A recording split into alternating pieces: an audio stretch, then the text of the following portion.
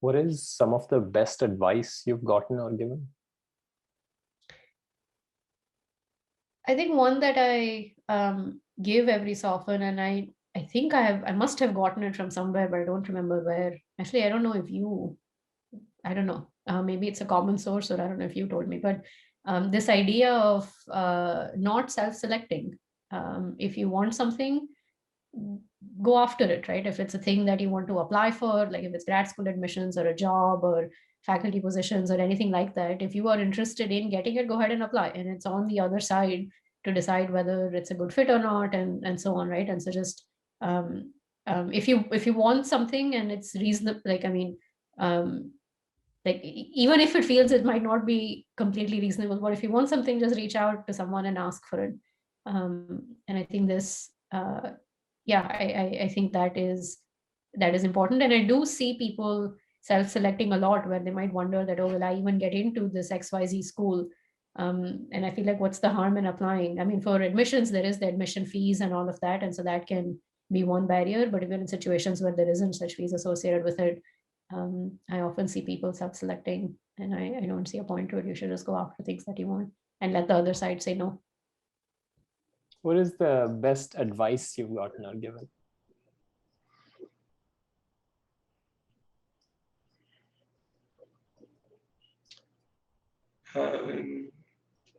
Sticking in the research context, my PhD supervisor was one of the few things that he was very firm about was that, you know, we had like the weekly meeting where some invited speaker would come in and give a talk, and it was about all sorts of different topics. And he was quite firm that attendance at that was really important, and it was important to go to these talks and be exposed to different ideas, even if they were totally unrelated to what sort of I was working on at the time, or even like what I knew about at the time as a younger student. But, you know, just kind of like getting in the habit of seeing something new every week and then trying to engage with it and trying to think about it, trying to understand why it was interesting. I think that's something that has stuck with me for most of my career that was really valuable. What is some of the best advice you've gotten or given? So it was 2014, I think the summer or fall. I was in Montreal as a postdoc with Joshua Bengio, and then back then, you know, if I remember correctly, most of the people who were at the lab back then with me, or all the people who were working on toward PhD in this particular neural network, deep neural network, really, I think that none of them actually ended up being a professor. They all went to work at Google, Microsoft, and then it was like the beginning of the boom. So everyone was happy that they were getting tons of money working at those places. But then I wanted to to see if it's possible to become a faculty and then to be a professor. I never thought about it before that time, like before fall 2014. I started to think about it after talking with some people. And then one day I knocked on the door of Yasha's, and then I asked Yasha, so Yasha, what do you think about being a professor? I'm thinking about what I should do after finishing my postdoc years here. And then he just really told me just one thing, is that it's the best job in the world. And now that I think, and then I was like, okay, that sounds good, so I'll do that. And then the same thing was repeated by Jan LeCun a few months later or a year later. And these were really, I think, the great advice, because back then everyone was trying to give me a detailed write down of the pros and cons about going to the academia, going to the industry, and so on. And then looking at those pros and cons lists doesn't really help you make a decision, because it's a difficult decision. But that is the best job in the world. That actually was the advice based on which I decided to apply for the faculty position. I didn't even apply to any of the industry position back then. And then so far, I really like it. Yeah. That's great. And I'm glad you chose this route. Thank you. I've had the opportunity to interact with you at various points of times, and people, and especially your students, speak highly of you. So that's great. Happy to hear that. Thanks. What is some of the best advice that you've gotten or given? Yeah, I'm not a person to give advice, but there's one thing that I liked a lot. It's there was this head coach of the Iran national soccer team, and the guy was very good. He was the coach of Real Madrid at some point, and yeah, and yeah, he was saying that either we succeed or we learn, so that there's basically no failure, and that I like that quite a lot. Yeah, that makes sense. That makes sense. What is some of the best advice that you've gotten or given?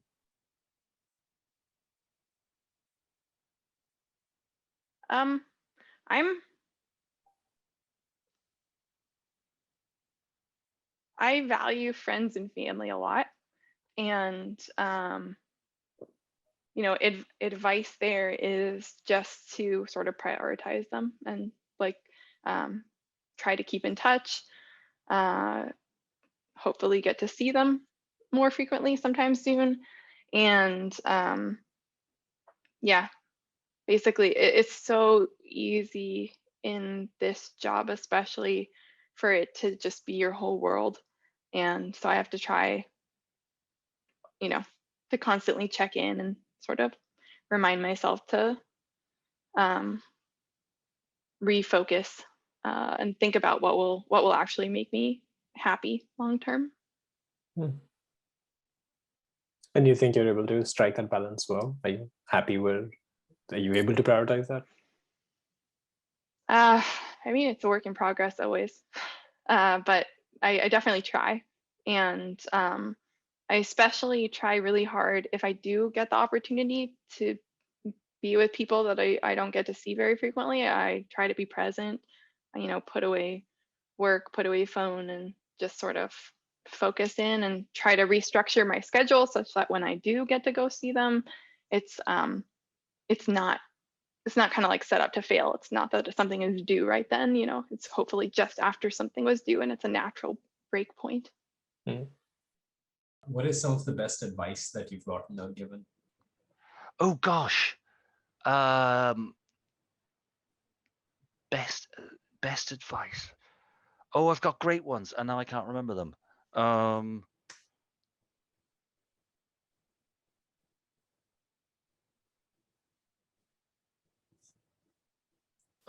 Maybe it'll come back to me. I know I have good answers to that. Yeah, the only one that jumps to mind is, it'll be fine. Coming back to the absolutely positive end of the human spectrum, right? Like you're generally happy, and so it makes sense that the advice that you give is it'll be fine. Like looking at the positive side of things. Yeah, that is one. It's yeah. I think some variants of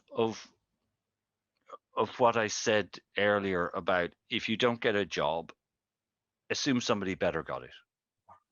Don't assume that somehow, either that someone was against you, or I think just assume the actually here's the thing I do actually say all the time, which is hope for the best, plan for the worst. Assume things will be fine, just know what you're going to do if they're not. By the way, I really liked your insight of zero sumness can, if you trust the system, zero sumness can mean that the right decision was made, that someone else was actually much more deserving. And that's an interesting mindset, and it can give you a certain sense of peace and solace. Exactly. It may be wrong. You may I may have been a better person for that job, but I don't think a terrible mistake was made. Or that time our paper was rejected. It's not a terrible mistake. It hurts, and people said things that you think. But I mean, back to papers, right? If the reviewers didn't understand what you were trying to do, honestly, it's the author's responsibility to excite, engage the reader. And you might say, well, this reviewer is willfully not being engaged by my, but it's like, if I tell you a hilarious joke and you don't find it funny, then, I should tell you a better joke, or I should, find some friends who do like my terrible jokes. I'm Coming sorry, I back- can't remember any puns. And coming back to the thing that we talked about, don't blame the player, blame the game. Yes, yeah, exactly. And then, if you can change the game, of course, that's great. If you can think about it. What is some of the best advice you've gotten or given? Or what would you tell? Best advice.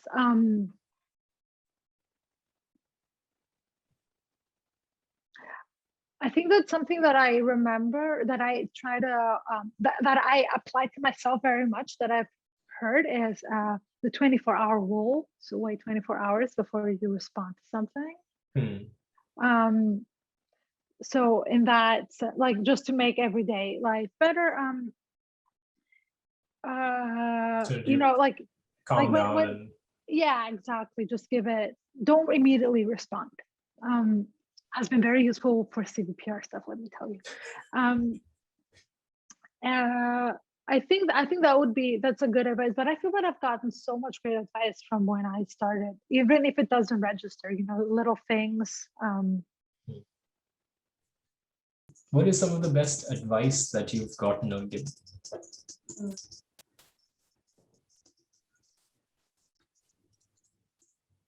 I think one of the advice that Devi gave me at some point, which was very helpful, was to kind of, like I said, start making a plan about what I want.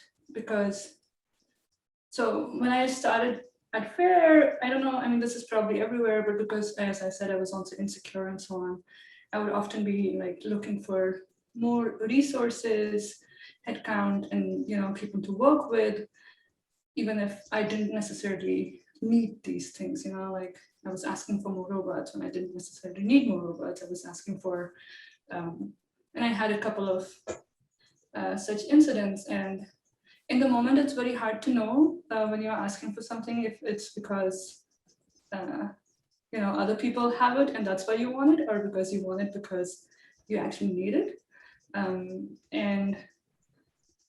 So yeah, Devi actually said, what helps here is actually having a plan and seeing that how does this fit in my plan?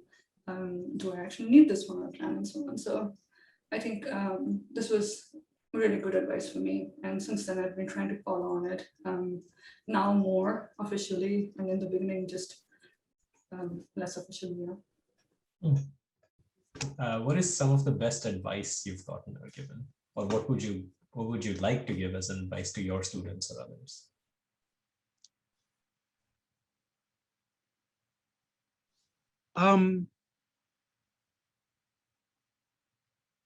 So to my students, the kind of advice I tend to give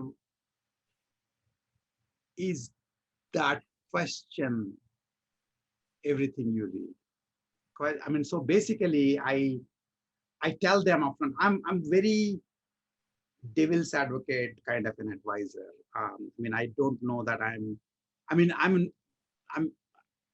think my students still, all my students are still in contact with me, so I'm not a mean guy, but at the same time, I basically am not the kind of person who just listen to your idea and not question it. And I want them to get to the same point. And there are ways of doing it without being, disagree, without being disagreeable. I'm not sure whether I do it that well or not, but I certainly disagree. And I think being able to disagree with the whatever you are hearing, at least looking at the other options is quite important from a scientific-ish perspective. The best advice that I got is actually, nobody specifically told me what I once read. Again, this from a professional perspective is this, I think, Nico Haberman's thing. I read somewhere, I think one of his students had, basically attributed to him that focus on producing the best students rather than the best research. If you focus on producing the best students, best research will happen anyway. But if you focus on producing the best research, then you may or may not produce the best students.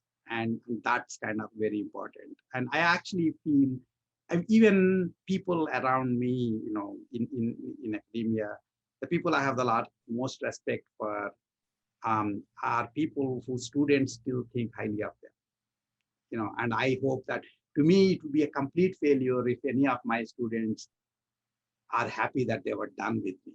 It doesn't matter how many papers we wrote. So it's like that matters a lot more. So I think, to me, that was the best advice. And so it's like, you want to be friends first. I mean, in some sense, irrespective of the fact that we are also doing research together, etc. You should be, you want to kind of get them to be the best student possible. I'm not necessarily sure that I'm really into all potential facets of personality improvement, etc. But I think it's just the fact that you shouldn't be ever putting research about what's good for the student. And that, to me, I think is very important. And, there are, again, the best advisors are those that are trying to caution you against the incentive mechanisms that exist already. And unfortunately, just as in academia, the end products typically matter. The process doesn't matter as much as the end product.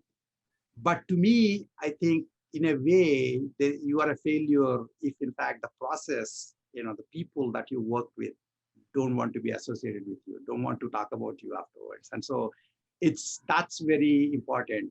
And of course, sometimes that means that you are not as you're not as cutthroat in trying to just follow the things. But that is very important. That's, again, it's an advice. We all try to follow that. Those are important things. But I think that's something that I think every faculty member in particular should think of. That's quite beautiful, and in a way, it's related to something you said earlier in the interview, which is getting to a goal without being goal driven. There are certain exactly. I mean, it happens to me all the time. And there was the best of the students. I mean, again, best of the PhD students will change what you are working on. I never really, there was this old West Wing quote where this guy refers to this French general, where the French general sees a whole bunch of whatever the revolutionaries running on the street, and he says, okay, I have to go find out where my people are going so that I can lead them. That's my life as a PhD advisor. I want to find out where my students are going so that I can lead them.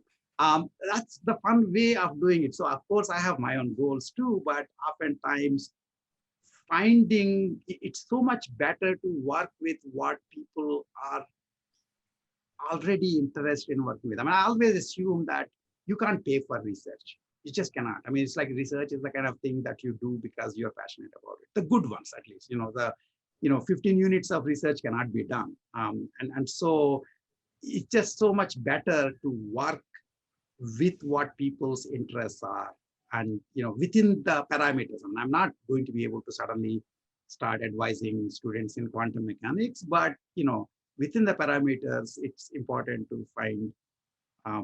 And so that basically changes the goal to some extent. You might have started thinking you'll do work on something else, but you work on something else. And it helps me that I can always make a good story after the fact because I can connect things up. So, yeah. Yeah, actually, there's this old Broadway Danny Rose. There's this movie by, unfortunately, now he's discredited, but Woody Allen, who's a great director in his own way. And so Broadway Danny Rose is basically this, is impresario. He essentially will get all he's the agent of all these people. And his only point is to try to get them to reach their potential on the Broadway. And that's what I think advisors are to some extent, at some level. And so I think of myself as a Danny Rose to my students. So that's kind of a way of looking at it. What is some of the best advice that you've gotten or given?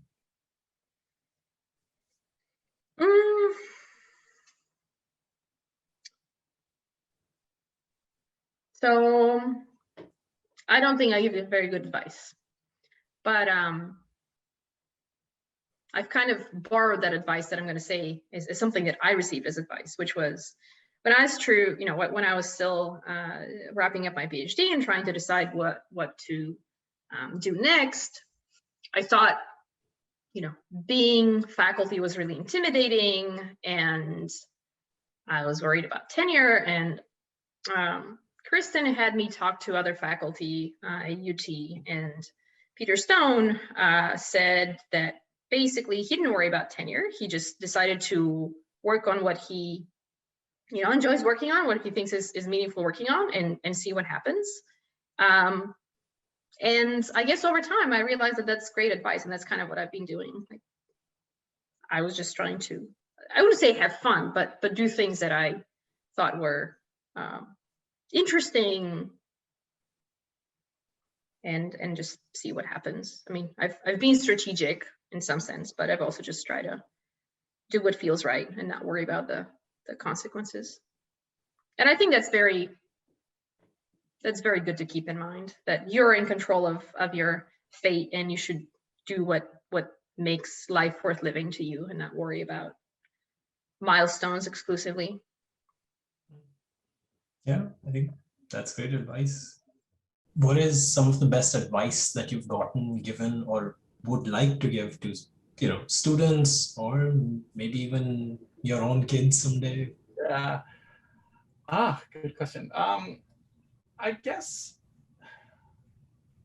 well, it's pretty open.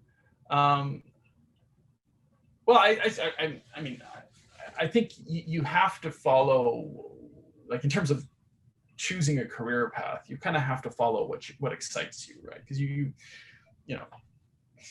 Because life is surprisingly short, and it's not to say that in any job there's going to be things you dislike about it, but you really can't waste time doing something that you can't find things that you really savor, that you really appreciate.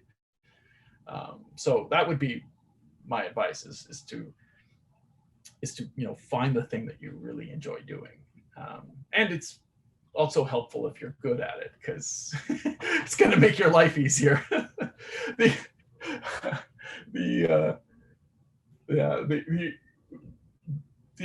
There was this guy that was I used to work at Parks Canada. It's just this like essentially an admin type job. This is when I was in high school, and there's this old guy that worked there, and the only thing I remember him ever saying to me, and he said it often, every time he'd see me, he'd lean in, he'd say, "Marry rich." And then that was really probably the most consistent advice I've ever been given. And yeah, well. Okay. So there we go. Okay. What is some of the best advice that you've gotten or given, or that you would like to give to? Yeah, what's good advice generally? I think maybe for people like me who are not great at the, say, 5 to 10 year planning, the advice I often find useful is like, particularly like, let's say you're starting a new job and the kind of reward is that far down the line. It's far enough that there's really nothing you can do locally. So I found it's helpful to just kind of ignore that. And it's not, I mean, in theory, it'd be great to plan everything for that sort of time horizon, but like in practice, like you can build up to there by kind of being somewhat intuitive about the short term, trying to work on things that you find interesting, or for whatever reason you find, I would say, teach you new things, and not, even if you don't have exactly the right plan for how they're going to lead to the kind of big thing 5 years down the line. Hmm. Yeah. Interesting. And in a lot of ways, a lot of joy is derived just from the process, right? Just from the day-to-day, which can bring a lot of value in itself. Yeah, yeah. One of my former colleagues, Radhika Nagpal, had this essay on, I think it's called the 7-year postdoc. I always found that to be really just helpful. Yeah. It was a lovely essay. That was a really good one. What is some of the best advice that you've gotten or given or would find yourself giving or would like to give to students, collaborators, colleagues? How broadly can I interpret advice? Fairly. So like advice comes in the normal form we think of like somebody telling you something that you should do. And advice also sometimes comes in the form of an example that sticks with you. I have a very distinct memory of when I was young. My dad was mad about something else, about someone else, and he had a bit of a temper at the time. And I remember he yelled at me about something trivial, and I was young. And then there was this moment where he sort of just stopped right after doing it, got down on one knee and just explained that it wasn't me and he's sorry and he was wrong about it. And it was this instantaneous moment of like, people make mistakes, even mistakes that hurt you. And if you hurt someone, you should just stop and like explain that that was wrong and also you didn't mean it. And like that sort of ownership of what you do and how it affects other people stuck with me in a way that I don't, not a lot of my younger years I don't remember, but that was a moment that has sort of stuck around and probably morphed a million times because memory is fallible, but it's a piece of advice that has stuck around. Interesting. What is some of the best advice that you've gotten or given along your journey or along someone else's journey?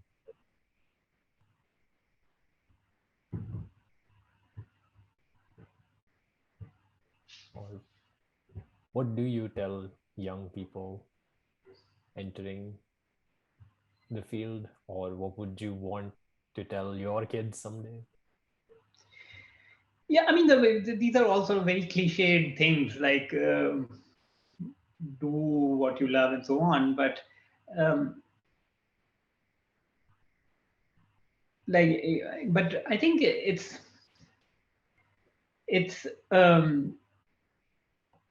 I think it's very powerful when you show something to someone rather than tell them. So I generally am a great believer in the mantra of don't tell, show. And if you can't show, then don't don't bother. I have had the really good fortune of having some really good mentors, some amazing leaders, managers, advisors, and they have all sort of shaped me in their different sort of way. But one thing that was sort of common in all of them was sort of focus and discipline. And I was not a very disciplined person. Like growing up, I would just do what I wanted to do. If I wanted to, if I felt like playing cricket, I would just play cricket. I will not study. And if I play, so I'll do what I wanted to do. And in some sense, what my mentors and advisors sort of showed me, not told me, was the importance of discipline. And that is what I have to give them a lot of credit for. So discipline is something that's important in life. There is a rhythm to it. And of course, you need to be passionate. You should need to do what you really like, but there's also an element of being disciplined about things.